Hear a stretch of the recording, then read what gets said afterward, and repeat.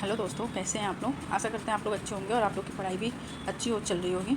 जहाँ तक आप लोगों को पता है कि मैं घटना से पूर्वावलोकन की पॉलिटी सीरीज़ को लेकर आई हूँ और इस क्रम में हम लोग 21 टॉपिक कर चुके हैं। आज हमारा 20वां टॉपिक है और हाँ, आज का हमारा टॉपिक है लोकसभा। तो इसके कुछ नोट्स देख लेते हैं, फिर क्वेश्चन को करते हैं।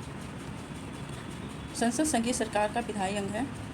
संसद जो है संघीय सरकार का विधायी अंग है। केंद्र स्तर पर विधि निर्माण का कार्य संसद द्वारा किया जाता है। संविधान के भाग 5 के अध्याय 2 के अंतर्गत अनुच्छेद 79 से 122 मतलब 79 से 122 तक संसद से संबंधित प्रावधान किए गए हैं। अनुच्छेद 79 में बोला गया है कि संघ के लिए एक संसद होगी जो राष्ट्रपति और दो सदनों से मिलकर बनेगी, ये दो सदन है जिसमें लोकसभा और राज्यसभा होंगे। अनुच्छेद 81 के अनुसार लोकसभा राज्यों से 530 से अनधिकृत और संघ राज्य क्षेत्रों से 20 से अनधिक प्रतिनिधियों से मिलकर बनेगी। मतलब लोकसभा में राज्यों से 530 प्रतिनिधि और जो संघ राज्य क्षेत्र से हैं उनसे 20 प्रतिनिधि, टोटल 550 प्रतिनिधि मिलकर बनाएंगे लोकसभा को। यदि राष्ट्रपति की राय में लोकसभा में आंग्ल भारतीय समुदाय का पर्याप्त प्रतिनिधित्व नहीं हो तो अनुच्छेद 331 के तहत लोकसभा द्वारा उस समुदाय के दो अनधिक सदस्य मनोनीत करने की व्यवस्था थी। लेकिन इसको दोस्तों 104वें संविधान संशोधन अधिनियम 2019 के द्वारा आंग्ल भारतीय समुदाय के प्रतिनिधित्व से संबंधी व्यवस्था को अनुच्छेद 334 के तहत निर्धारित की थी। मतलब संविधान के प्रारंभ से 70 वर्ष अर्थात 25 जनवरी 2020 से आगे नहीं बढ़ाया जाएगा। मतलब अब ये आंग्ल भारतीय प्रतिनिधियों का अब चयन नहीं होता है दोस्तों। तो 104वां संविधान संशोधन अधिनियम 2019 के द्वारा आंग्ल भारतीय समुदाय के प्रतिनिधि को हटा दिया गया है। अब नहीं इस तरह का व्यवस्था है। इस प्रकार आंग्ल भारतीय समुदाय से लोकसभा में 2 सदस्यों का नामांकन की जो व्यवस्था थी अब निष्प्रभावी हो गई है। लोकसभा में राज्यों को जनसंख्या के आधार पर सीटें आवंटित हैं। लोकसभा में राज्यवार सीटों का आवंटन 1971 की जनगणना पर आधारित है, जबकि प्रत्येक राज्य का प्रादेशिक निर्वाचन क्षेत्रों में विभाजन 2001 की जनगणना 87वें संविधान संशोधन अधिनियम 2003 से आधारित 2001 की जनगणना पर आधारित है। लोकसभा के लिए जो राज्यों में जो सीटों का जो बंटवारा है वो 1971 की जनसंख्या के आधार पर है, जबकि प्रत्येक राज्य का जो प्रादेशिक निर्वाचन क्षेत्रों में जो सीटों का बंटवारा है वो 2001 की जनगणना के अनुसार है। 84वें संविधान संशोधन अधिनियम 2001 के अनुसार यह निर्धारित केवल 2026 के पश्चात पहली जनगणना के सुसंगत आंकड़े प्रकाशित होने तक यथावत रहेंगे। मतलब जब तक 2026 की जनगणना के जो आंकड़े नहीं आ जाएँ तब तक ये 1971 की जनगणना के आधार पर सीट का आवंटन होगा। तो दोस्तों अभी 2026 की जनगणना चल रही है। अब ये तो जब जनगणना के जो आंकड़े आ जाएंगे उस हिसाब से सीटें और बढ़ जाएंगी। 106वें संविधान संशोधन अधिनियम 2023 में के माध्यम से लोकसभा, राज्य विधानसभा और राष्ट्रीय राजधानी क्षेत्र दिल्ली की विधानसभा में महिलाओं के लिए 1/3 आरक्षण हेतु प्रावधान किए गए हैं। 1/3 लोकसभा के लिए, राज्यों की विधानसभा के लिए और राष्ट्रीय राजधानी क्षेत्र दिल्ली की विधानसभा में महिलाओं के लिए 1/3 आरक्षण का प्रावधान किया गया है। हालांकि ये प्रावधान इस संशोधन अधिनियम के लागू होने के पश्चात की पहली जनगणना के सुसंगत आंकड़े प्रकाशित होने के बाद इस उद्देश्य से किए जाने वाले परिसीमन के बाद ही प्रभावी होंगे। अनुच्छेद 83(2) के अनुसार लोकसभा की अवधि प्रथम अधिवेशन के लिए नियत तारीख से 5 वर्ष तक होगी। प्रथम अधिवेशन से 5 वर्ष तक की अवधि के लिए लोकसभा का कार्यकाल रहेगा। हालांकि राष्ट्रपति जो है 5 साल से पूर्व ही लोकसभा को विघटित कर सकते हैं। अगर राष्ट्रपति को ऐसा लगे कि लोकसभा का विघटन जरूरी है तो वो 5 साल से पहले भी विघटित कर सकते हैं। आपात की उद्घोषणा के प्रवर्तन में संसदीय विधि द्वारा लोकसभा की अवधि को 1 वर्ष में 1 बार तक बढ़ाई जा सकती है। आपात की उद्घोषणा के प्रवर्तन में न रहने के पश्चात उसका विस्तार मात्र 6 माह की अवधि से अधिक नहीं होगा। लोकसभा सदस्य बनने के लिए व्यक्ति की आयु कम से कम 25 वर्ष होनी चाहिए। लोकसभा का स्थगन जो है अध्यक्ष करता है, जबकि प्रवसन और विघटन राष्ट्रपति करता है। अनुच्छेद 93 के अनुसार लोकसभा के सभी सदस्यों द्वारा अध्यक्ष या उपाध्यक्ष का चुनाव लोकसभा के सदस्यों में से ही किया जाता है।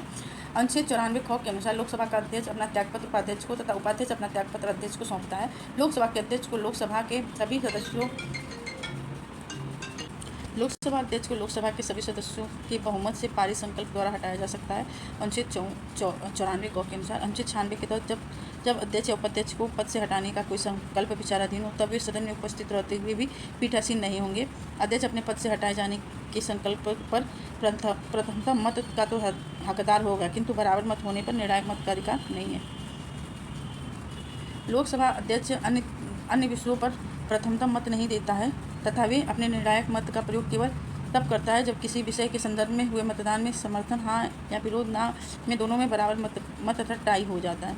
अनुच्छेद 101 के अनुसार 100 क्लॉज 1 के अनुसार लोकसभा सचिवालय प्रत्यक्ष रूप से लोकसभा अध्यक्ष के अंतर्गत कार्य करता है। प्रोटेम स्पीकर आम चुनाव के बाद नवनिर्वाचित लोकसभा सदस्यों को शपथ दिलाते हैं। नवनिर्वाचित सदस्य सदन में लोकसभा अध्यक्ष के चुनाव से पहले लोकसभा के समांतर सबसे वरिष्ठतम सदस्य को प्रोटेम स्पीकर के रूप में राष्ट्रपति द्वारा नियुक्त किया जाता है। अनुच्छेद 85(1) के अनुसार लोकसभा के एक सत्र की अंतिम बैठक और आगामी सत्र की प्रथम बैठक के बीच 6 माह से अधिक अंतर नहीं होना चाहिए। इस प्रकार लोकसभा में के कम से कम वर्ष में 2 बार सत्र बुलाए जाने आवश्यक है। अनुच्छेद 100 के क्लॉज 3 के अनुसार लोकसभा या राज्यसभा का कोरम गणपूर्ति कुल सदस्य संख्या का 1/10 होना चाहिए। लोकसभा में संसदीय दल की मान्यता है तो लोकसभा अध्यक्ष के निर्देश 121 के तहत यही सदस्य संख्या आवश्यक है।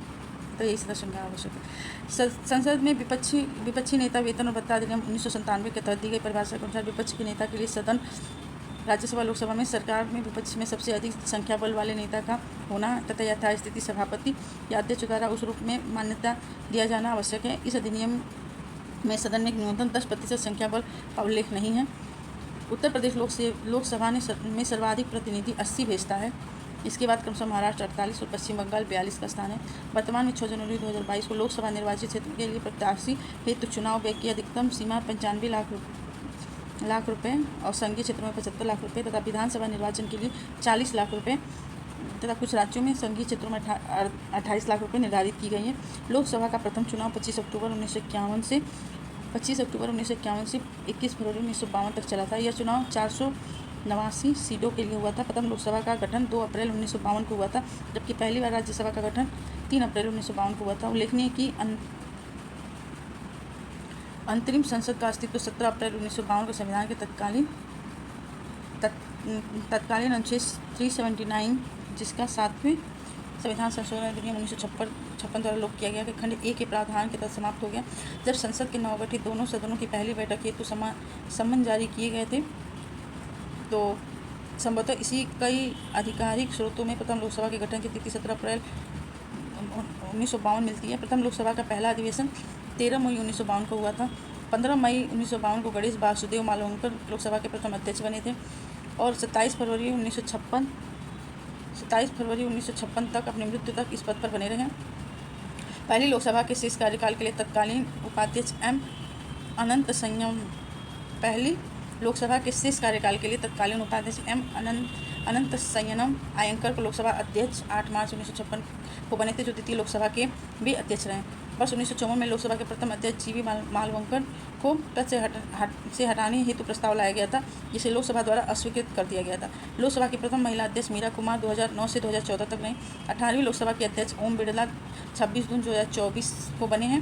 वे 17वीं लोकसभा 2019-24 के भी अध्यक्ष थे। 17वीं लोकसभा में उपाध्यक्ष का पद रिक्त रहा था और 18वीं लोकसभा में भी 2019 से वर्तमान फरवरी 2026 तक उपाध्यक्ष का पद रिक्त है। लोकसभा के लिए चुनाव के लिए निर्वाचित होने के लिए किसी व्यक्ति की न्यूनतम आयु 25 वर्ष होनी चाहिए। संविधान के अनुच्छेद 84 ख के अनुसार लोकसभा में निर्वाचित होने के लिए न्यूनतम आयु सीमा 25 वर्ष तथा राज्यसभा के लिए 30 वर्ष है। संसद सदस्य बनने के लिए न्यूनतम आयु 25 वर्ष है। लोकसभा का सदस्य चुने जाने के लिए एक व्यक्ति को कितनी आयु होनी चाहिए? 25 वर्ष।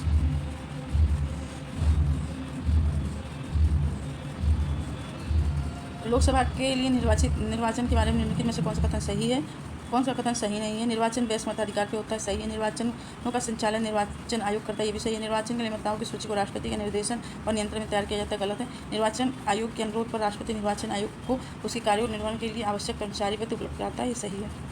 तीसरा सी गलत है। भारत में संसद के प्रत्येक राज्य के विधानमंडल के लिए कराए जाने वाले सभी निर्वाचन राष्ट्रपति उपराष्ट्रपति के पदों के लिए मतदान सूची को तैयार करने का कार्य भारत के निर्वाचन आयोग के निर्देशों और नियंत्रण में किया जाता है। अनुच्छेद 324(1). लोकसभा के निर्वाचन के लिए नामांकन पत्र भारत में निवास करने वाले किसी भी व्यक्ति द्वारा दाखिल किया जा सकता है। निर्वाचन क्षेत्र में निर्वाचन लड़ा जाना है वहाँ के किसी निवासी द्वारा भारत के किसी नागरिक जिनका नाम किसी निर्वाचन क्षेत्र में मतदाता सूची में है दाखिल किया जा सकता है। लोक प्रतिनिधित्व अधिनियम 1951 की धारा 4 के अनुसार लोकसभा के सदस्य के निर्वाचन के लिए किसी भी सामान्य सीट सिक्किम के अतिरिक्त नामांकन पत्र दाखिल करने के लिए किसी भी नागरिक को किसी भी राज्य या संघ राज्य क्षेत्र के किसी भी निर्वाचन क्षेत्र का पंजीकृत मतदाता होना चाहिए। अनुसूचित जातियों के लिए आरक्षित लोकसभा सीटों का नामांकन के लिए किसी भी राज्य के अनुसूचित जाति का सदस्य होना या किसी भी संसदीय निर्वाचन क्षेत्र में पंजीकृत मतदाता होना आवश्यक है। असम के स्वायत्त शासित जिलों और लक्षद्वीप में अनुसूचित जातियों के लिए आरक्षित लोकसभा सीटों पर नामांकन हेतु उसी क्षेत्र के अनुसूचित जाति का होना तथा उसी स्वायत्त जिलों के संसदीय क्षेत्रों का पंजीकृत मतदाता होना आवश्यक है। असम और लक्षद्वीप के लिए दोस्तों उसी क्षेत्र के स्वायत्त जिले या उसी क्षेत्र के अनुसूचित जाति का होना आवश्यक है। जबकि देश के अन्य अनुसूचित जनजातियों के लिए आरक्षित सीटों पर नामांकन हेतु किसी भी राज्य की असम के जनजातीय क्षेत्रों के अतिरिक्त अनुसूचित जनजाति के सदस्य होना और किसी भी संसदीय निर्वाचन में पंजीकृत मतदाता होना आवश्यक है। सिक्किम की लोकसभा सीट पर नामांकन हेतु उस संसदीय क्षेत्र का पंजीकृत मतदाता होना आवश्यक है। वर्ष 2003 में सरकार द्वारा राज्यसभा के निर्वाचन के लिए उसी राज्य में उसी राज्य में पंजीकृत मतदाता होने की बाध्यता को समाप्त कर दी गई थी।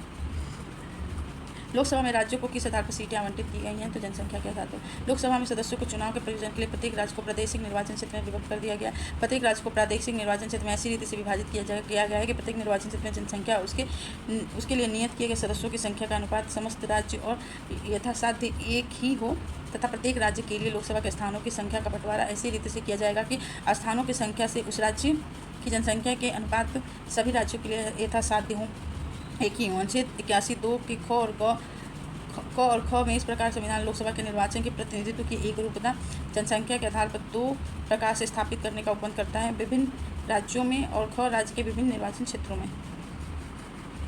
भारत के संविधान के अनुच्छेद 82 के अनुसार लोकसभा के सीटों का राज्यों के मध्य आवंटन हुआ है 1971 की जनगणना के अनुसार।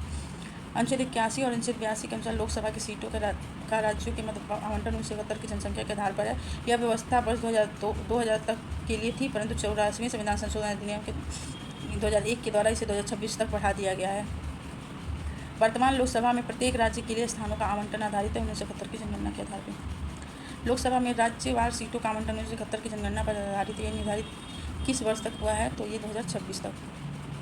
84वें संविधान संशोधन अधिनियम 2001 के द्वारा अनुच्छेद 81(3) और अनुच्छेद 82 के परंतु में संशोधन करके वर्ष 2000 के स्थान पर लोकसभा में राज्यवार सीटों का आवंटन का निर्धारण 2026 के पश्चात की गई पहली जनगणना के सुसंगत आंकड़े प्रकाशित होने तक संशोधित न किए जाने का प्रावधान किया गया है तथा इसके निर्धारण के लिए तब तक वर्ष 2071 की जनगणना ही आधार रहेगी। 84वें संविधान संशोधन अधिनियम द्वारा लोकसभा के कुल सदस्य सीटों की संख्या का निर्धारण 1971 की जनगणना के आधार पर कर दिया गया था। ये तब तक बदली नहीं जाएगी जब तक एक वर्ष विशेष के बाद पहली जनगणना नहीं हो जाती है, तो 2026। प्रत्येक राज्य में लोकसभा के सीटों का निर्धारण परिसीमन आयोग द्वारा किया जाता है। इस परिसीमन को किस वर्ष तक रोक दिया गया है? 2026 तक। भारत के संविधान में निर्धारित की गई लोकसभा में सदस्यों की अधिकतम संख्या कितनी होगी? 550 552 अधिकतम 552। लोकसभा में सदस्य जनता का प्रत्यक्ष निर्वाचन से चुने जाते थे। अब 550 हो गया है क्योंकि 530 जो है राज्यों से और 520 राज्यों से और 30 संघ राज्य क्षेत्रों से 20 संघ राज्य क्षेत्रों से 530 यहाँ से। लोकसभा सदस्यों के लिए प्रत्यक्ष निर्वाचन हेतु चुने इसके सदस्यों की संख्या 552 थी। 530 + 20 + 2 जो है एंग्लो इंडियन, 20 जो है संघ राज्य क्षेत्र से और 530 राज्यों से। लेकिन 124वें संविधान संशोधन अधिनियम 2019 के द्वारा जो है एंग्लो इंडियन का जो प्रतिनिधित्व है उसकी व्यवस्था खत्म कर दी गई है, आगे न बढ़ाते हुए निष्प्रभावी कर दिया है। तदनुसार लोकसभा के सदस्यों की संख्या 550 हो गई।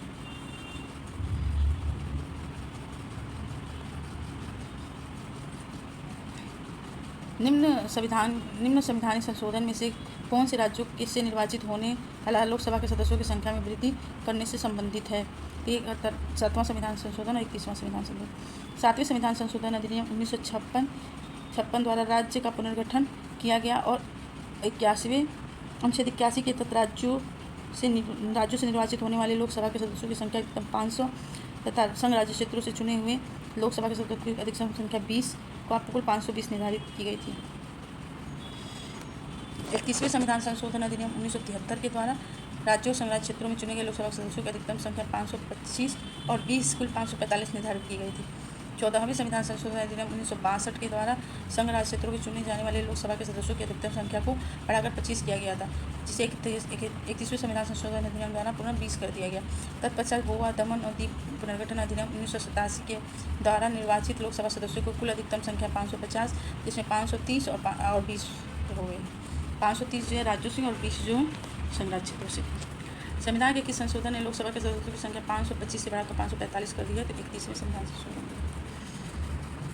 31वें संविधान संशोधन अधिनियम 1973 के द्वारा लोकसभा में राज्यों का प्रतिनिधित्व अधिकतम 500 से बढ़ाकर 525 और केंद्र शासित प्रदेशों का प्रतिनिधित्व 25 से घटाकर 20 कर दिए गए थे।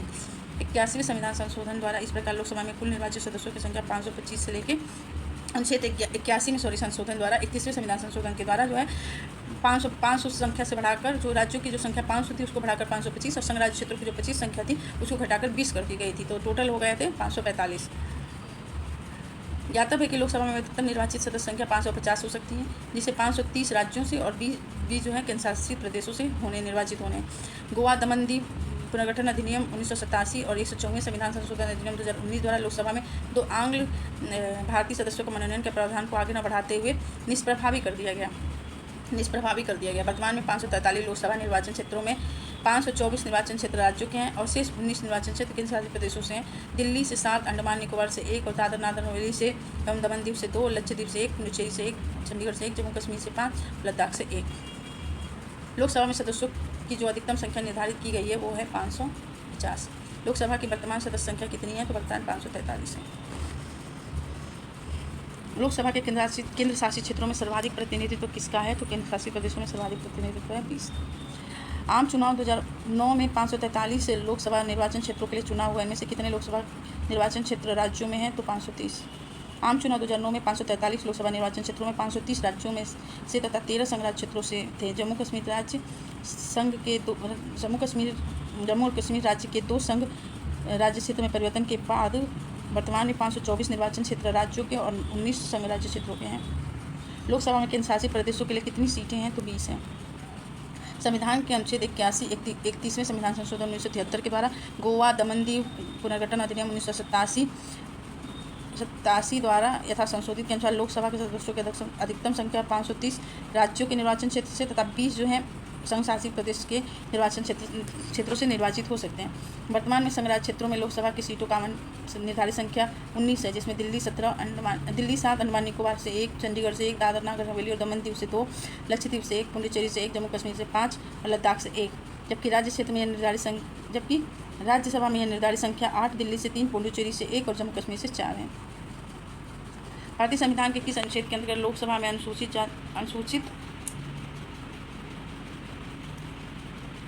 जातियों के आरक्षण का प्रावधान किया गया है? तो अनुसूचित जातियों के अनुच्छेद 330। भारतीय संविधान के अनुच्छेद 330 एक के खंड क के अनुसार लोकसभा में अनुसूचित जातियों के लिए आरक्षण का प्रावधान किया गया है। वहीं अनुच्छेद 330 एक खंड ख के में असम के स्वशासित जिलों में अनुसूचित जनजातियों को छोड़कर अन्य अनुसूचित जनजातियों के लिए उपखंड ग में असम के स्वशासित जिलों के अनुसूचित जनजातियों के लिए लोकसभा में आरक्षण की व्यवस्था की गई है। निम्नलिखित राज्यों में अनुसूचित जनजातियों के लिए लोकसभा में स्थान आरक्षित नहीं है। तो ये है केरल और तमिलनाडु। केरल और तमिलनाडु के लिए अनुसूचित जनजातियों का स्थान नहीं आरक्षित। प्रश्नावली में अग्रांकित राज्यों संघ राज्य क्षेत्रों में अनुसूचित जनजातियों के लिए लोकसभा में स्थान आरक्षित नहीं है। अरुणाचल प्रदेश अनुसूचित जनजातियों के लिए लोकसभा में स्थान आरक्षित नहीं है। अरुणाचल प्रदेश, बिहार, गोवा, हरियाणा, हिमाचल प्रदेश, जम्मू कश्मीर, कर्नाटक, केरल, मेघालय, नागालैंड और सिक्किम, तमिलनाडु, उत्तराखंड और उत्तर प्रदेश राज्यों में तथा दादर और नागर हवेली तथा लक्षद्वीप के अतिरिक्त अन्य संघ राज्य क्षेत्रों में 2008 के परिसीमन दादर, नागर हवेली और लक्षद्वीप के अतिरिक्त अन्य संघ राज्य क्षेत्रों में वर्ष 2008 के परिसीमन के बाद कर्नाटक और मेघालय में अनुसूचित जनजातियों के लिए लोकसभा में स्थान आरक्षित किए गए 2 सीटें किए गए हैं, जबकि शेष उपयुक्त राज्य संघ राज्य क्षेत्रों में पूर्व स्थिति है। इस प्रकार वर्तमान में विकल्प ए सही है। वर्तमान में अनुसूचित जातियों के लिए लोकसभा में अरुणाचल प्रदेश, गोवा, मणिपुर, मेघालय, मिजोरम, नागालैंड, सिक्किम, त्रिपुरा राज्यों तथा दिल्ली को छोड़कर अन्य सभी संघ राज्य क्षेत्रों, जम्मू कश्मीर और लद्दाख में स्थान आरक्षित नहीं है। किस राज्य की लोकसभा में अनुसूचित जाति और जनजातियों के लिए आरक्षण नहीं है? तो ये है अरुणाचल प्रदेश में भी नहीं है और जम्मू कश्मीर में भी नहीं है। लोकसभा में अनुसूचित लोकसभा में अनुसूचित जाति के लिए आरक्षित स्थानों की संख्या कितनी है? तो 84 है। लोकसभा के में संविधान के अनुच्छेद 330 के तहत अनुसूचित जातियों एवं जनजातियों के लिए आरक्षण का प्रावधान है। वर्तमान में कुल 84 सीटें अनुसूचित जातियों के लिए और 47 सीटें जनजातियों के लिए आरक्षित है। यदि किसी राज्य के लिए लोकसभा के स्थानों की आवंटित संख्या 42 है तो उस राज्य के लिए अनुसूचित जातियों हेतु आरक्षित स्थानों की संख्या क्या होगी? कोई कहा नहीं है। अनुच्छेद 330 के खंड 2 के अधीन किसी राज्य में या संघ राज्य क्षेत्र में अनुसूचित जाति जनजातियों के लिए आरक्षित स्थानों की संख्या का अनुपात लोकसभा में उस राज्य को आवंटित स्थानों की कुल संख्या से वही होगा जो उस समय अनुसूचित जातियों की अथवा उस राज्य की या उस राज्य के भाग के अनुसूचित जनजातियों की जिनके संबंध में इस स्थान पर जिनके संबंध में स्थान इस प्रकार आरक्षित है। जनसंख्या का अनुपात उस राज्य के या संघराज्य क्षेत्र की जनसंख्या से है। उदाहरण 1996 में पश्चिम बंगाल और तत्कालीन आंध्र प्रदेश में लोकसभा सदस्यों की संख्या 42 थी, जिसमें अनुसूचित जातियों के लिए आरक्षित सीटें 8 और 6 थी। वर्ष 2008 के परिसीमन के बाद इन दोनों राज्यों में अनुसूचित जातियों के लिए आरक्षित स्थानें कम से कम 10 और 7 हो गए। वर्तमान में तेलंगाना राज्य के गठन के बाद आंध्र प्रदेश में तेलंगाना में अनुसूचित जातियों के लिए आरक्षित स्थान क्रमशः आंध्र प्रदेश तथा तेलंगाना में अनुसूचित जातियों के आरक्षित स्थान 4 और 3 है। तदनुसार अब 42 लोकसभा सीटों वाला एकमात्र पश्चिम बंगाल है, जहाँ अनुसूचित जातियों के लिए 10 और जनजातियों के लिए 2 लोकसभा सीटें हैं।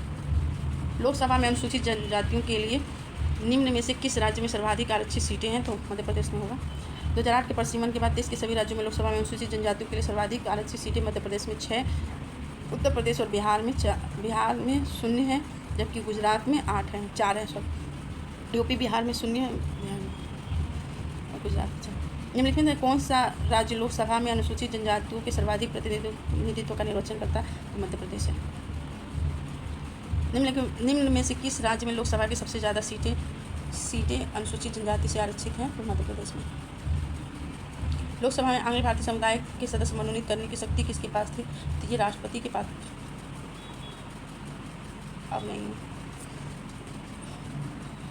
अनुच्छेद 331 के तहत यदि राष्ट्रपति की राय में लोकसभा में आंग्ल भारतीय समुदाय का प्रतिनिधित्व पर्याप्त नहीं है तो इस समुदाय के 2 सदस्यों को मनोनीत कर सकता था। यह प्रावधान मूल संविधान के अनुच्छेद 334 के तहत केवल 10 वर्षों के लिए था, जिसे क्रमिक रूप से संविधान संशोधन द्वारा आगे बढ़ाया जाता रहा। 95वें संविधान संशोधन अधिनियम 2009 के द्वारा यह अवधि 70 वर्ष तक निर्धारित की गई और 104वें संविधान संशोधन अधिनियम 2019 के द्वारा यह अनुच्छेद 334 में संशोधन कर लोकसभा और राज्य विधानसभाओं में अनुसूचित जातियों जनजातियों के लिए आरक्षण की अवधि को 70 वर्ष से बढ़ाकर 80 वर्ष किया गया, परंतु आंग्ल भारतीय सदस्यों के नामांकन के प्रावधान को 70 वर्ष की अवधि से आगे न बढ़ाते हुए निष्प्रभावी कर दिया गया। राष्ट्रपति आंग्ल भारतीय समुदाय के कितने सदस्यों को नामित कर सकता था यदि वो इसराइल में लोकसभा के इस समुदाय का पर्याप्त प्रतिनिधित्व न मानता था? तो भारत के राष्ट्रपति द्वारा 2 सदस्यों को निम्न में से किसका प्रतिनिधित्व करने के लिए मनोनीत करता था? आंग्ल भारतीयों का। लोकसभा के कार्यकाल का पूरा होने से पहले भंग किया जा सकता है राष्ट्रपति के द्वारा, प्रधानमंत्री की सिफारिश पर राष्ट्रपति द्वारा। अनुच्छेद 85(2) के अनुसार लोकसभा का कार्यकाल पूरा होने से पहले भंग किया जा सकता है। ऐसा प्रावधान प्रधानमंत्री की सिफारिश पर राष्ट्रपति द्वारा किया जा सकता है। हालांकि यदि मंत्रिपरिषद ने लोकसभा में बहुमत खो दिया है तो ऐसे मंत्रिपरिषद की सलाह पर लोकसभा को समय से पूर्व भंग करने की बजाय राष्ट्रपति नई सरकार बन सकने के स्वविवेक का प्रयोग करेगा। लोकसभा को उसके कार्यकाल की समाप्ति से पूर्व भंग कर सकता है राष्ट्रपति द्वारा प्रधानमंत्री की मंत्रिपरिषद की सलाह पर। भारत का राष्ट्रपति ऐसे स्थान पर है जिन्हें वह ठीक समझे संसद का सत्र आह्वान कर सकता है। भारत के संविधान 1 वर्ष में संसद के 3 सत्र नहीं 2। 1 वर्ष में दिनों की कोई न्यूनतम संख्या निर्धारित नहीं है जब संसद का सत्र चलना हो, तो ये बिल्कुल सही है। भारतीय संविधान के अनुच्छेद 85(1) में वर्णित है कि राष्ट्रपति समय समय पर संसद के प्रत्येक सदन को ऐसे समय और स्थान पर जो वो ठीक समझे अधिवेशन के लिए आहूत करेगा, किंतु उसके एक सत्र की अंतिम बैठक और आगामी सत्र की प्रथम बैठक के बीच नियत तारीख में 6 माह से ज़्यादा का अंतर नहीं होना चाहिए। अतः इससे स्पष्ट है कि भारत के राष्ट्रपति ऐसे स्थान पर जिसे वह ठीक समझे संसद का सत्र आह्वान कर सकते हैं। अनुच्छेद 85(1) से यह अर्थ भी लगाया जा सकता है कि 2 अधिवेशन बैठकों में 6 माह से अधिक का अंतर नहीं होगा। अतः संविधान में 1 वर्ष में न्यूनतम 2 सत्रों का प्रावधान करता है, परंतु 1 वर्ष में दिनों की कोई न्यूनतम संख्या निर्धारित नहीं है। लोकसभा में समांतर कितने सत्र होते हैं? तो लोकसभा में समांतर 3 सत्र होते हैं। भारतीय संविधान के अनुच्छेद 85 में संसद के सत्रवासन और विघटन का प्रावधान। इसके अंतर्गत राष्ट्रपति द्वारा संसद के प्रत्येक सदन का समय समय पर सत्र बुलाने की शक्ति है, परंतु राष्ट्रपति द्वारा संसद का सत्र इस प्रकार बुलाया जाना चाहिए कि सत्र की अंतिम बैठक और आगामी बैठक के मध्य 6 माह का अंतर न हो। बैठक के मध्य 6 माह का अंतर न हो। दूसरे शब्दों में 1 वर्ष में संसद के कम से कम 2 सत्र बुलाए जाने चाहिए। सामान्यतः भारत में लोकसभा में 1 वर्ष में निम्न 3 सत्र बुलाए जाते हैं: बजट सत्र, मानसून और शीतकालीन सत्र। लोकसभा में कम से कम कितने सत्र बुलाए जाते हैं? तो 3 सत्र बुलाए जाते हैं। 2 सत्र तो ऐसे बुलाए जाते हैं। लोकसभा में एक सत्र की अंतिम बैठक और आगामी सत्र की प्रथम बैठक के बीच 6 माह से अधिक अंतर नहीं होना चाहिए। इस प्रकार लोकसभा में कम से कम 2 सत्र बुलाए जा सकते हैं। निम्नलिखित कदमों पर विचार कीजिए। संसद को सदन को आहूत करने का अर्थ दीक्षांत। सदन से स्थगन होता है। विघटन सदन का को समाप्त करता है। स्थगन सदस्य के नेता द्वारा अकेले किया जाता है, तो गलत है। तो गलत है दोस्तों। एक्सप्लेनेशन देख लेते हैं। भारतीय संसद विधानमंडल की प्रमुख प्रक्रियाओं में आह्वान, स्थगन, सत्रवासान और विघटन से संबंधित है। इस प्रकार हिंदी संस्करण के अनुसार कथन 1 और 3 सही है तथा 2 और 4 गलत है। स्थगन सदन की पीठासीन अधिकारी, अध्यक्ष, सभापति और उसके रूप में कार्य करने वाला व्यक्ति द्वारा किया जाता है, जबकि सत्रवासान राष्ट्रपति, राज्यपाल द्वारा किया जाता है। साथ ही स्थगन के द्वारा संसद को निश्चित या अनिश्चित काल के लिए स्थगित किया जाता है। इससे सदन के सत्र का अंत या अवसान नहीं होता है, वस्तुतः सत्रवासान से सत्र का अंत होता है।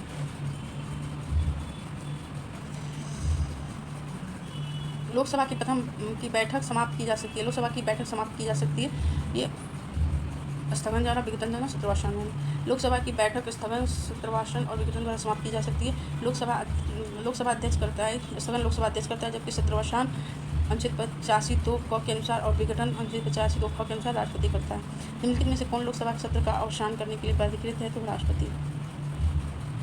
लोकसभा का कार्यकाल होता है आपातकाल की घोषणा में एक बार में 1 वर्ष के लिए बढ़ाया जा सकता है। अनुच्छेद 83(2) के परंतु के अनुसार लोकसभा का कार्यकाल आपात की उद्घोषणा के प्रवर्तन में रहने के दौरान संसदीय विधि द्वारा एक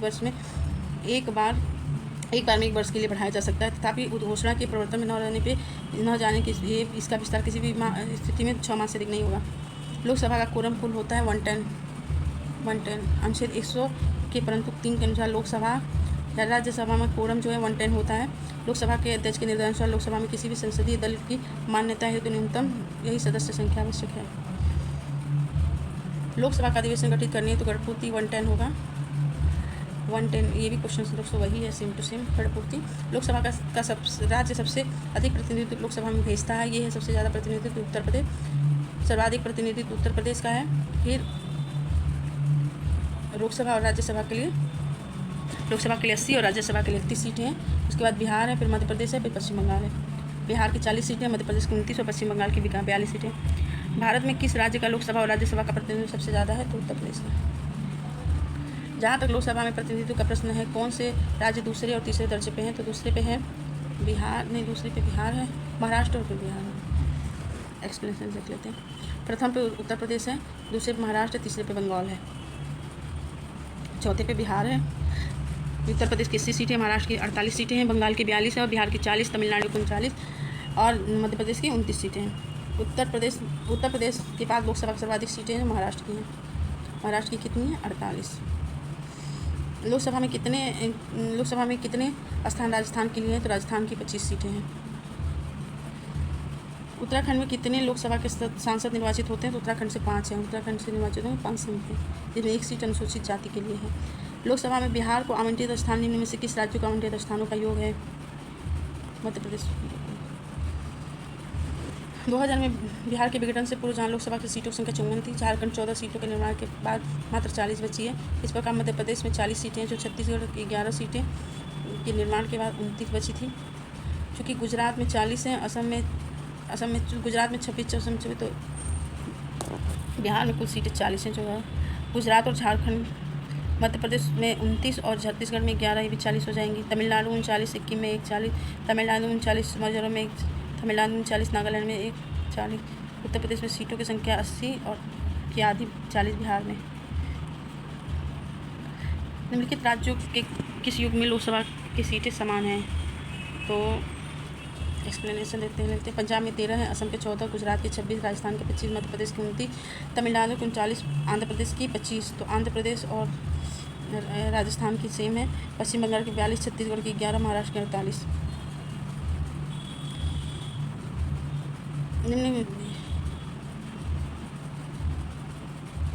वर्तमान में राजस्थान और झारखंड में 25 सीटें, 25 सीटें हैं। असम और झारखंड राजस्थान और आंध्र प्रदेश में 25-25 सीटें, असम और झारखंड में 14-14, अरुणाचल, गोवा, मणिपुर, मेघालय, त्रिपुरा में 2-2 सीटें, मिजोरम, नागालैंड और सिक्किम में 1-1 सीटें हैं।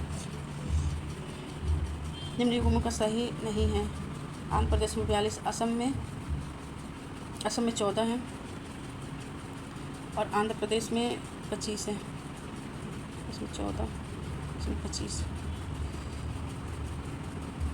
ये उसी से है। पंजाब का 13, पश्चिम बंगाल का 42, आंध्र प्रदेश का 25 सी, आंध्र प्रदेश का 25, आंध्र प्रदेश का 25, तमिलनाडु का 39-4, आंध्र प्रदेश का 25 है, तमिलनाडु का 39 है, महाराष्ट्र का 48 है, छत्तीसगढ़ का 11 है, पश्चिम बंगाल का 42। इसका डी सही है। निम्नलिखित राज्य संघराज्य क्षेत्रों के समूह में किसकी लोकसभा में केवल 1 सीट है? तो ये है चंडीगढ़, सिक्किम और मिजोरम की। चंडीगढ़, सिक्किम और मिजोरम, नागालैंड, पुडुचेरी, लद्दाख में लोकसभा की मात्र 1-1 सीटें हैं। त्रिपुरा, गोवा, मेघालय, मणिपुर, दादर नगर हवेली और दमन द्वीप में और तथा अरुणाचल प्रदेश में 2-2 सीटें हैं। ज्ञातव्य है कि दादर नगर हवेली और दमन द्वीप एक संघशासित प्रदेश बने 26 जनवरी में आपस में विलय कर दिया गया, 26 जनवरी 2020 को। निम्नलिखित में से किस राज्य में लोकसभा के 2 सदस्य निर्वाचित किए जाते हैं? तो ये हैं त्रिपुरा से। निम्नलिखित में से कौन सा एक लोकसभा का सर्वाधिक बड़ा क्षेत्रफल है? तो सबसे बड़ा क्षेत्रफल है लद्दाख। क्षेत्रफल के आधार पर 5 बड़े लोकसभा निर्वाचन क्षेत्र में क्रमशः लद्दाख है, फिर बाड़मेर है, फिर कच्छ है, और अरुणाचल प्रदेश है, और अरुणाचल प्रदेश का पश्चिमी क्षेत्र है। डिलिमिटेशन के बाद यूपी के निर्वाचकों की संख्या के अनुसार सबसे बड़ा लोकसभा संसदीय क्षेत्र जो है, सबसे बड़ा लोकसभा संसदीय क्षेत्र गाजियाबाद है। किस लोकसभा सीटों में भारत के विशेष रूप से कमजोर जनजातीय समूहों में से एक को सोम्पेन जनजाति ने पहली बार अप्रैल 2024 में मतदान के अपने लोकतांत्रिक अधिकार का प्रयोग किया था? तो ये है अंडमान निकोबार के। भारत के विशेष रूप से कमजोर जनजाति में से एक ग्रेट निकोबार द्वीप की सोम्पेन जनजाति ने 7 लोगों ने पहली बार लोकसभा के 2024 के आम चुनाव में 19 अप्रैल 2024 को मतदान के अपने लोकतांत्रिक अधिकार का प्रयोग किया। अंडमान द्वीप समूह की लोकसभा सीटों के लिए 2024 के लोकसभा चुनाव के दौरान मालोगाम नाम के जिस पोलिंग स्टेशन पे एक ही वोटर था, वो किस राज्य में है? तो वो अरुणाचल प्रदेश में। 2024 के लोकसभा चुनाव के दौरान अरुणाचल प्रदेश के दूरस्थ मालोगाम पोलिंग स्टेशन पे एक ही वोटर के लिए एक वोटिंग बूथ का प्रबंधन किया गया था। मालोगाम अरुणाचल प्रदेश के अंजाम जिले के हुलियांग विधानसभा सीट और अरुणाचल प्रदेश के पूर्वी लोकसभा निर्वाचन क्षेत्र के अंतर्गत आता है। इसके अतिरिक्त 2024 के लोकसभा चुनाव के दौरान गुजरात के गिर सोमनाथ जिले के वानेस गांव के पोलिंग स्टेशन पर एक ही वोटर था। यह गांव जूनागढ़ लोकसभा सीट के अंतर्गत आता है। वर्तमान में लोकसभा के निर्वाचन क्षेत्रों के लिए चुनाव व्यय की अधिकतम सीमा कितनी है? तो अभी ये हो गई है 95 लाख। लोकसभा के लिए चुनाव की सीमा 95 लाख और विधानसभा के लिए 40 लाख। लोकसभा चुनाव के मामले में सामान्य वर्ग के उम्मीदवार तथा अनुसूचित जनजाति को उम्मीदवार के लिए जमानत की राशि कितनी है? तो लोकसभा के लिए दोस्तों 25,000 है। लोकसभा के लिए सामान्य वर्ग के लिए 25,000, अनुसूचित जाति जनजातियों के लिए 12,500 है। विधानसभा चुनाव के लिए सामान्य वर्ग के लिए 10,000 और अनुसूचित जनजातियों के लिए 5,000। लोकसभा चुनाव का कोई प्रत्याशी अपनी जमानत खो देता है अगर वह 1/6 नहीं पाता है, तो इसमें कोई सही नहीं है। अगर वो वैध मतों का 1/6 नहीं पाता है तो अपना उम्मीदवार जमानत राशि खो देता है। लोकसभा का पहला आम चुनाव हुआ था 1952 में। लोकसभा का प्रथम आम चुनाव 25 अक्टूबर 1951 से 21 फरवरी 52 तक दौरान हुआ था। इस चुनाव कुल 489 सीटों के लिए हुआ था। प्रथम लोकसभा का गठन 2 अप्रैल 1952 को हुआ था। इसका पहला अधिवेशन 13 मई 1952 को हुआ था। किस लोकसभा का कार्यकाल लगभग 6 वर्ष का था? तो पाँचवीं लोकसभा का कार्यकाल 6 वर्ष था। यह लोकसभा 15 मार्च 1971 को गठित हुई थी और पहली बैठक 19 मार्च 1971 को हुई थी और 18 जनवरी 1971 को भंग हुई थी। 9वीं लोकसभा कब भंग हुई थी? तो मार्च 1991 में। गठन जो था 2 दिसंबर 1989 को हुआ था। इसकी पहली बैठक 18 दिसंबर 1989 को हुई थी और 13 मार्च 1991 को भंग कर दी गई थी। 12वीं लोकसभा का लिए निर्वाचन हुआ था फरवरी 1998 में। 12वीं लोकसभा का निर्वाचन फरवरी 1998 हुआ था। 12वीं लोकसभा का गठन 10 मार्च 1998 को हुआ। इसकी पहली बैठक 23 मार्च 1998 को हुई और विघटन 26 अप्रैल 1999 को हुई। निम्नलिखित में से कौन सा एक सही सुमेलित नहीं है? तो 11वीं लोकसभा 1996 सही है। 13वीं 1999, 9वीं 1989, 7वीं जो लोकसभा 1980 में थी 1980। निम्न में से किस लोकसभा ने अपना 5वां वर्ष का कार्यकाल पूरा नहीं किया था? तो ये है 15वीं लोकसभा। अनुच्छेद 82(2) के अनुसार लोकसभा का कार्यकाल यदि वह पहले ही विघटित नहीं कर दी जाती है तो प्रथम अधिवेशन के नियत तारीख से 5 वर्ष होगा। हालांकि समानांतर लोकसभा सामान्य स्थिति में अगली लोकसभा के गठन के चुनाव के संपन्न हो जाने के पश्चात अपनी निर्धारित 5 वर्ष की अवधि पूरी से कुछ समय पूर्व ही विघटित की जाती रही है। प्रसंगत कार्यकाल ये है, ज़्यादा बहुत ज़्यादा इंपॉर्टेंट नहीं है। लोकसभा का चुनाव 2024 में कितने चरणों में हुआ था? तो ये 7 चरणों में हुआ था। 18वीं लोकसभा का आम चुनाव भारत निर्वाचन आयोग द्वारा 16 मार्च 2024 को चुनाव कार्यक्रम जारी किए गए थे। मतदान 19 अप्रैल से 1 जून 2024 को 7 चरणों में कराया गया था। परिणाम 4 जून 2024 को घोषित किए गए थे। 18वीं लोकसभा के लिए 6 जून 2024 को आधिकारिक रूप से गठन के बाद इसकी पहली बैठक 24 जून 2024 को की गई। इसका पहला सत्र 24 जून से 2 जुलाई 2024 तक चला था। लोकसभा का नेता होता है प्रधानमंत्री। चूँकि राष्ट्रपति लोकसभा के बहुमत प्राप्त दल गठबंधन को प्रधानमंत्री पद नियुक्त करता है। किसी भी सदन का नेता उस सदन का सदस्य ही होता है। अतः प्रधानमंत्री लोकसभा का सदस्य होने पर वही लोकसभा के सदन का नेता होता है। यदि प्रधानमंत्री लोकसभा का सदस्य नहीं होता है तो वह लोकसभा में सदन का नेता किसी वरिष्ठ को बनाया जाता है।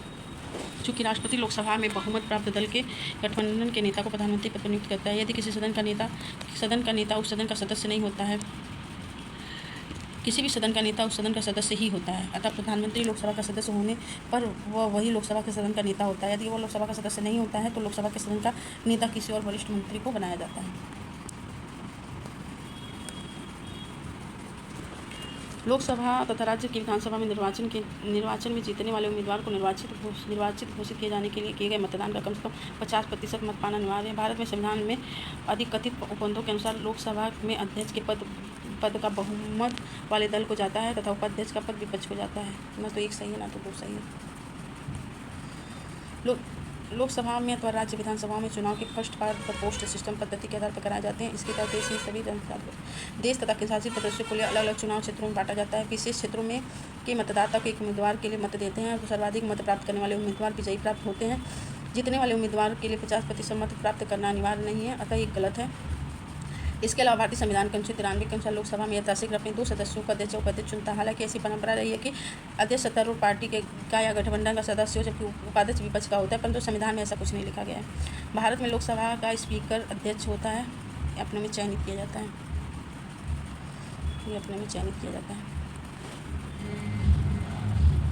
संविधान के अनुच्छेद 93 में उपबंधित एक लोकसभा यथाशीघ्र अपने 2 सदस्यों का अध्यक्ष उपाध्यक्ष चुनेगी। जब अध्यक्ष उपाध्यक्ष का पद रिक्त होगा तब तक लोकसभा किसी अन्य सदस्य को यथाशीघ्र अध्यक्ष उपाध्यक्ष चुनेगी। लोकसभा का स्पीकर निर्वाचन होता है लोकसभा के सभी सदस्यों द्वारा। निम्न में से कौन अपने पद की शपथ नहीं लेता है? तो ये होता है स्पीकर। वो पहले लोकसभा में सांसद के तौर पर पद की शपथ ले चुका होता है तो वो स्पीकर के तौर पर शपथ नहीं लेता है। निम्नलिखित में से कौन अपने पद की शपथ नहीं लेता है? तो ये स्पीकर ही है। लोकसभा का अध्यक्ष अपना त्यागपत्र किसको देता है? तो उपाध्यक्ष को देता है। अनुच्छेद 94 ख के अनुसार लोकसभा का अध्यक्ष अपना त्यागपत्र किसको देगा? तो लोकसभा के उपाध्यक्ष को देगा। लोकसभा के अध्यक्ष को कैसे हटाया जा सकता है? तो ये हटाया जाएगा लोकसभा के सभी सदस्यों के बहुमत से पारित संकल्प द्वारा। अनुच्छेद 94 ग के अनुसार लोकसभा के तत्कालीन सभी सदस्यों के बहुमत से पारित संकल्प के द्वारा लोकसभा अध्यक्ष को पद से हटाया जा सकता है, किंतु ऐसा संकल्प तक पारित नहीं किया जा सकता जब तक इस से कम से कम 14 दिन पूर्व उसको सूचना न दी गई हो लिखित। लोकसभा अध्यक्ष को उसके कार्यकाल की समाप्ति से पूर्व पद से हटाया जा सकता है यदि लोकसभा इस आशय का प्रस्ताव पारित कर दे। लोकसभा के अध्यक्ष को हटाया जा सकता है लोकसभा के कुल सदस्यों के बहुमत द्वारा पारित प्रस्ताव के द्वारा। लोकसभा के अध्यक्ष को निम्नलिखित कथनों पर विचार कीजिए। जब लोकसभा अध्यक्ष को हटाने का कोई भी संकल्प विचाराधीन है तो पीठासीन नहीं होगा, सही है। पीठासीन नहीं होगा, सही है। उसे बोलने का अधिकार नहीं होगा, गलत है। संकल्प मत देने का अधिकार नहीं होगा, गलत है। संविधान के अनुच्छेद 96(1) के अनुसार लोकसभा के किसी भी बैठक में जब अध्यक्ष उसके पद को हटाने का कोई संकल्प विचाराधीन हो तब या जब उपाध्यक्ष को उसके पद से हटाने का संकल्प विचाराधीन हो तब अध्यक्ष उपाध्यक्ष उपस्थित रहने पर भी पीठासीन नहीं होगा। इस प्रकार एक सही है। जब अध्यक्ष को उसके पद से हटाने का कोई संकल्प पारित हो तब उपाध्यक्ष को उसके पद से हटाने का संकल्प पारित हो तब उपाध्यक्ष पीठासीन नहीं होगा। अनुच्छेद 96(2) के अनुसार अध्यक्ष को उसके पद से हटाने का कोई भी संकल्प पारित या विचाराधीन हो तब उसे लोकसभा में बोलने उसकी कार्रवाई में अन्यथा भाग लेने का अधिकार है। वह अनुच्छेद 100 में किसी बात के होते हुए ऐसे संकल्प पर या ऐसी कार्रवाई के दौरान किसी अन्य विषय पर प्रथमतः मत देने का अधिकार है, किंतु निर्णायक मत देने का अधिकार नहीं है। लोकसभा का विघटन होने पर विघटन के पश्चात होने वाली लोकसभा के पहले अधिवेशन के ठीक पहले तक अध्यक्ष अपने पद को रिक्त नहीं करेगा, एकदम सही है। भारत के संविधान के उपबंधों के अनुसार लोकसभा का कोई भी सदस्य अध्यक्ष के रूप में निर्वाचित होने पर अपने राजनीतिक दल से तुरंत त्यागपत्र देगा। गलत है। लोकसभा के अध्यक्ष को लोकसभा के तत्कालीन समस्त सदस्यों के बहुमत से पारित संकल्प द्वारा उसके पद से हटाया जा सकेगा, किंतु कोई संकल्प तब तक प्रस्तावित नहीं किया जाएगा जब तक उस संकल्प को प्रस्तावित करने के आशय के कम से कम 14 दिन पूर्व सूचना दी गई। सही है। 1 और C सही है। संविधान के अनुच्छेद 14 के तहत जो है, अनुच्छेद 94 के तहत यही है कि अध्यक्ष और उपाध्यक्ष के पद से रिक्त त्यागपत्र और पद से हटाए जाने की व्यवस्था की गई है। इसमें द्वितीय परंतु में बोला है कि कभी लोकसभा का विघटन नहीं किया जा सकता। लोकसभा का विघटन होने पर अध्यक्ष अपने पद पर बना रहेगा नई लोकसभा के गठन तक। और संविधान में कहीं भी उल्लिखित नहीं है कि लोकसभा का कोई सदस्य अध्यक्ष चुने जाने का अनिवार्य हो गया अपने राजनीतिक दल से त्याग करते गए, कहीं नहीं है। और अनुच्छेद 94 के खंड 2 के अनुसार लोकसभा के तत्कालीन सदस्य बहुमत से पारित संकल्प द्वारा अध्यक्ष को उसके पद से हटाया जा सकता है। इसके लिए उसे 14 दिन पहले कम से कम 14 दिन पहले उसको संकल्प पारित करके प्रस्ताव दिया जाएगा, लिखित सूचना दी जाएगी उसको। स्पीकर के पद के विषय में निम्नलिखित कथनों में से कौन सा कथन सही नहीं है? तो और राष्ट्रपति के कौन सा सही है? तो प्रसार पर धारण नहीं करता है। वो आवश्यक नहीं है कि अपने निर्वाचन के समय सदन का सदस्य को और अपने निर्वाचन के बाद 6 माह के भीतर नहीं, ये भी नहीं है। यदि सामान्य अवधि से पूर्व सदन को भंग कर दिया जाए तो उसे अपना पद छोड़ना पड़ेगा नहीं। यदि वह त्यागपत्र देना चाहे तो उसे अपना त्यागपत्र उपाध्यक्ष को संबोधित कर देना होगा, ये सही है।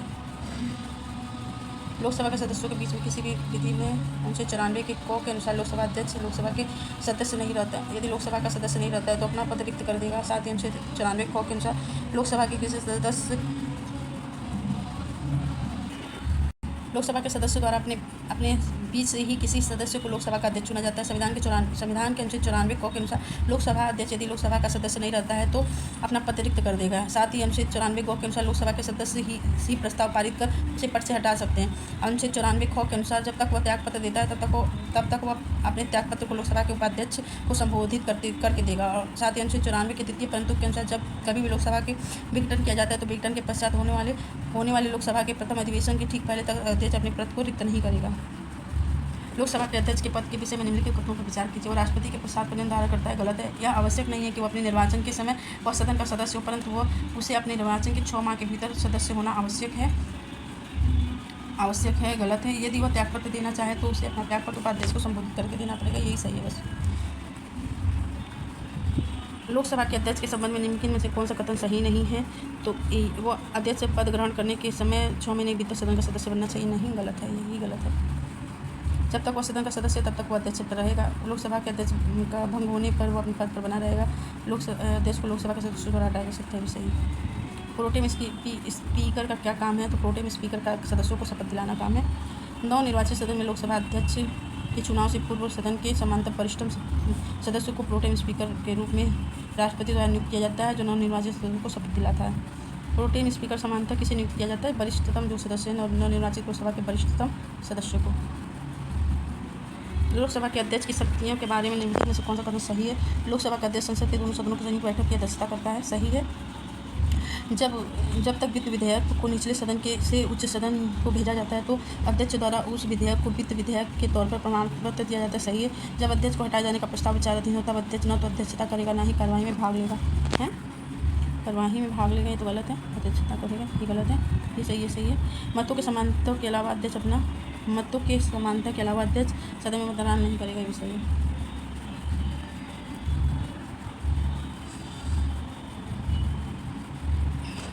अनुच्छेद 118(4) के द्वारा दोनों सदनों की संयुक्त बैठक की अध्यक्षता लोकसभा अध्यक्ष द्वारा होगा। अनुच्छेद 110(4) के तहत धन विधेयक को निचले सदन से उच्च सदन में अनुच्छेद 109 के अधीन भेजा जाता है। जब वो अनुच्छेद 111 के अधीन अनुमति के लिए राष्ट्रपति के समक्ष प्रस्तुत किया जाता है तो प्रत्येक धन विधेयक को लोकसभा के अध्यक्ष के हस्ताक्षर से प्रमाण पत्र पुष्टांकित किया जाता है कि वह धन विधेयक है। अनुच्छेद 96 के उपबंधों के अनुसार जब लोकसभा अध्यक्ष को हटाए जाने का प्रस्ताव विचाराधीन हो तब अध्यक्ष पीठासीन नहीं होगा, परंतु ऐसी स्थिति में उसे लोकसभा में बोलने उसकी कार्रवाई में अन्यथा भाग लेने का अधिकार होगा। ऐसे प्रस्ताव उसे कार्रवाइयों के दौरान किसी भी अन्य विषय पर उसे प्रथम ही मत देने का अधिकार है। अनुच्छेद 101 के तहत लोकसभा का अध्यक्ष पीठासीन रहते हुए सदन में किसी भी विषय में मतदान में प्रथमतः मत नहीं देता है, परंतु मतों की समानता की स्थिति में निर्णायक मत देता है।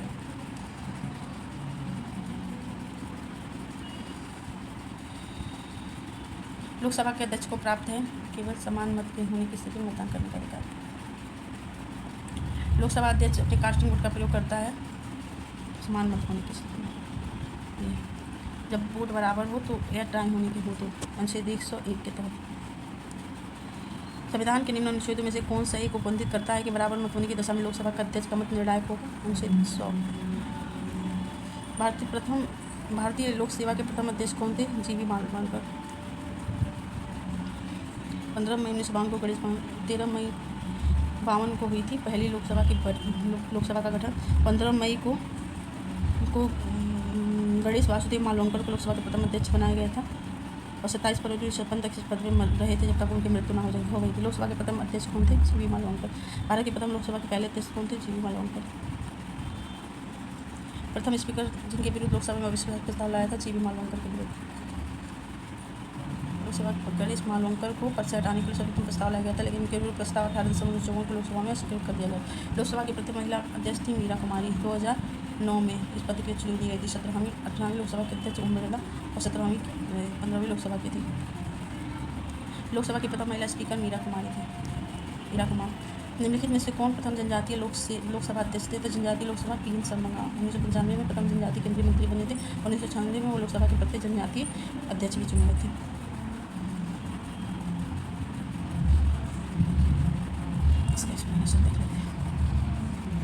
ग्यारहवीं लोकसभा के अध्यक्ष संगमा थे। 12वीं के अध्यक्ष थे बाल योगी GMC बाल योगी। 14वीं लोकसभा के सोमनाथ चटर्जी। 17वीं लोकसभा के ओमनाथ बिरला। 18वीं लोकसभा के ओम बिरला। लोकसभा के उपाध्यक्ष के संदर्भ में निम्नलिखित पर विचार कीजिए। लोकसभा की कार्य पद्धति और कार्य संचालन नियमों के अनुसार उपाध्यक्ष का निर्वाचन उस तारीख होगा जो अध्यक्ष नियुक्त करेगा। सही है।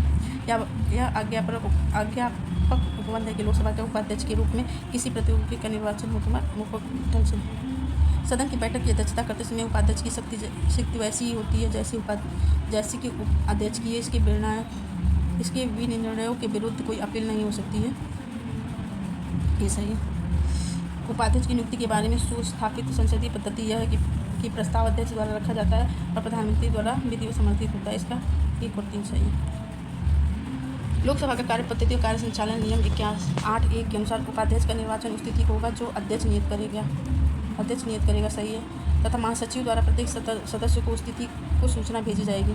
संविधान के अनुच्छेद 93 के अनुसार लोकसभा यथाशक्ति शीघ्र अपने 2 सदस्यों को अध्यक्ष और उपाध्यक्ष चुनेगी। जब अध्यक्ष या उपाध्यक्ष का पद रिक्त होता तब तक लोकसभा किसी अन्य को यथाशीघ्र अध्यक्ष या उपाध्यक्ष चुनेगी। अतः लोकसभा का निर्वाचित सदस्य सदस्यों द्वारा अपने में से किसी एक को अध्यक्ष या अन्य को उपाध्यक्ष निर्वाचित किया जा सकता है। उसे मुख्य विपक्षी दल या शासक दल का होना आवश्यक नहीं है। समानतः परंपरा हो गई है कि अध्यक्ष जो है लोकसभा का अध्यक्ष जो है शासक दल का गठबंधन और उपाध्यक्ष जो है विपक्षी दल से चुना जाता है। 17वीं लोकसभा में उपाध्यक्ष का पद रिक्त रहा। 18वीं लोकसभा में भी फरवरी 2026 तक उपाध्यक्ष का पद रिक्त है। संविधान के अनुच्छेद 95(1) के तहत अध्यक्ष का पद रिक्त हो तो वह किसी बैठक में उपस्थित हो तो उपाध्यक्ष सदन की अध्यक्षता करता है तथा इस समय उसे अध्यक्ष की समान शक्तियाँ प्राप्त होती हैं तथा उसे निर्णय के विरुद्ध कोई अपील नहीं की जा सकती है। यदि उपाध्यक्ष लोकसभा की अध्यक्षता कर रहे हो तो उसे एक अधिकार प्राप्त होता है विपद बराबरी की अवस्था में मतदान करने का। लोकसभा के वर्तमान उपाध्यक्ष कोई नहीं।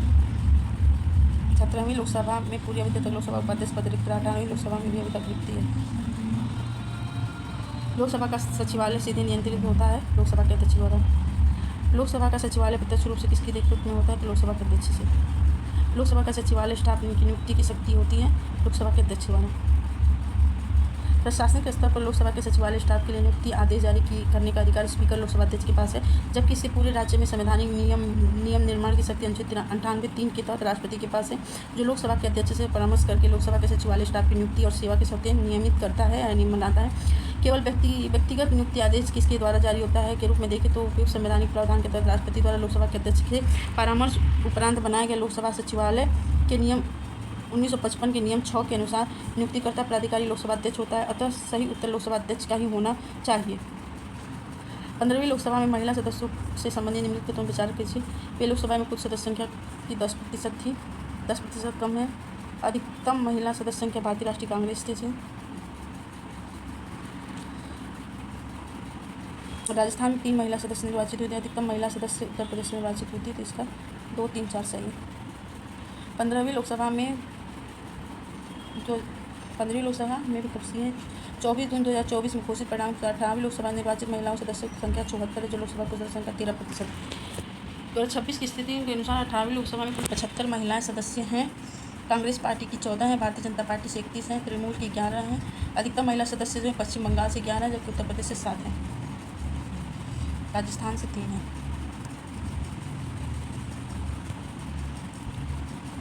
किस वर्ष लोकसभा में महिला सांसदों की संख्या न्यूनतम थी? तो 1977 में। छठी लोकसभा में आम चुनाव में सांसदों की संख्या न्यूनतम थी। 19वीं लोकसभा में 2019 में आम चुनाव में निर्वाचित सांसदों की संख्या 78 है। महिला सांसदों की संख्या 78 थी। लोकसभा के सभी आम चुनाव में सर्वाधिक हैं। वर्ष 2024 में 18वीं लोकसभा चुनाव में 74 थी। लोकसभा के अध्यक्ष द्वारा आधिकारिक तौर पर एक राजनीतिक दल अथवा राजनीतिक दलों के गठबंधनों को विपक्ष की मान्यता देने हेतु कम से कम कितने होनी चाहिए?